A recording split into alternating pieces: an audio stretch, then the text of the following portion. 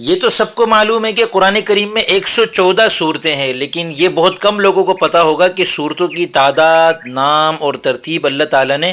وحی کے ذریعے خود مقرر فرمائی ہے، نبی کریم صلی اللہ علیہ وسلم نے بتائی ہے، اور اسی پر امت کا ہمیشہ سے اجماع رہا ہے۔ اسی طرح یہ تو سب کو معلوم ہے کہ قرآن کریم میں آیات کی تعداد 6000 سے زائد ہے، مگر یہ بہت کم لوگوں کو معلوم ہے کہ آیات کی اصل تعیین بھی اللہ تعالیٰ کی طرف سے ہے۔ البتہ گنتی کے طریقے کے اختلاف کی وجہ سے تعداد میں تھوڑا سا فرق بتایا جاتا ہے، متن میں کوئی فرق نہیں ہے۔